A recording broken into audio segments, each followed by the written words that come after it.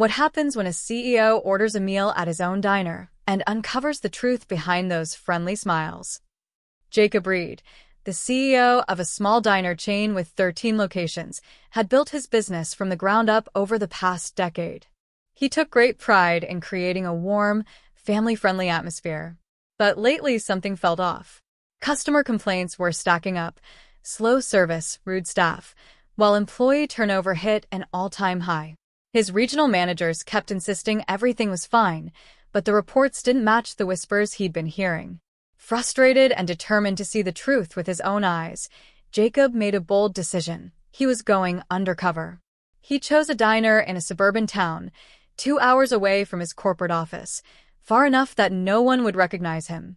Most of his employees had never actually met him in person.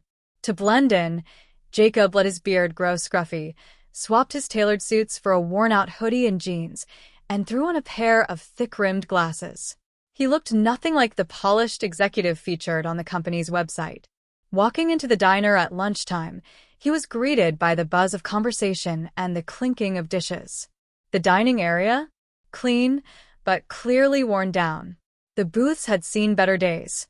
Not terrible, but far from the warm, welcoming space Jacob had envisioned when he first started the company. A young waitress approached him, her eyes tired but her voice still cheerful. Her name tag read Megan. "Hi there, welcome," she said with a smile, strained, but still present. "Can I get you started with something to drink?" Jacob took in the faint bags under her eyes, the slight hesitation in her smile. Something seemed off. But he pushed the thought aside. "Just coffee, thanks," he replied, sliding into a booth near the window. Megan nodded and hurried off, weaving through the busy diner with practiced efficiency. Jacob watched as she managed multiple tables at once, refilled drinks, and picked up plates from the kitchen. She was clearly overworked, but never once let her frustration show. When Megan returned with his coffee, he ordered a burger and fries. But before she could even take more than a few steps toward the kitchen, a harsh voice rang out, loud, impatient. "Megan, what's taking so long? You're falling behind again." Jacob turned toward the kitchen. A short, stocky man in his 40s, wearing a stained apron, stood there, clearly the shift manager. He hadn't even acknowledged Jacob when he walked in. Megan flinched at his tone but quickly nodded. "Coming right up," she called back, though her voice wavered slightly. Jacob's jaw tightened. He had built this company on the belief that employees should feel valued, not humiliated in front of customers. As he sipped his coffee, he listened, really listened, to the conversations around him. The family behind him? Complaining about the long wait for their food. 2 teenagers in the next booth? Whispering about how rude the manager had been to their waitress earlier. The atmosphere was tense. Far from the friendly diner experience Jacob had envisioned. When Megan finally brought out his burger, she apologized immediately. "Sorry about the wait," she said softly, avoiding eye contact. "No worries," Jacob responded with a small smile. "You're doing great." Her eyes flicked up, surprised for a brief moment, before she nodded and hurried away. Jacob had barely taken a bite of his food when he heard it, muffled sobbing. It was coming from the kitchen. He froze, his fork midway to his mouth. The sound grew louder, unmistakable now. It was Megan. Jacob set his fork down and focused, straining to hear. "I'm trying my best, okay?" Her voice cracked through the thin walls. "I haven't had a break in 6 hours. I'm doing everything I can." The manager's response was sharp. Cold. "If you can't handle the pressure, maybe you're in the wrong job. We don't have time for excuses." Jacob's stomach turned. Enough was enough. Pushing his half-eaten burger aside, he stood up and walked straight toward the kitchen. What he saw made his chest tighten. Megan stood there, hands trembling, wiping her eyes with the back of her sleeve. The manager loomed over her, arms crossed, frustration twisting his face. 2 cooks stood nearby, clearly uncomfortable, but unwilling to step in. Jacob clenched his fists. This was not the company he had built. "Is there a problem here?" Jacob asked, his voice calm but firm. The manager turned, startled. No. Just a little miscommunication." Megan shook her head, tears still pooling in her eyes. "I'm sorry." Jacob looked at her, then back at the manager. He wasn't going to reveal who he was just yet. Instead, he simply said, "She looks like she needs a break.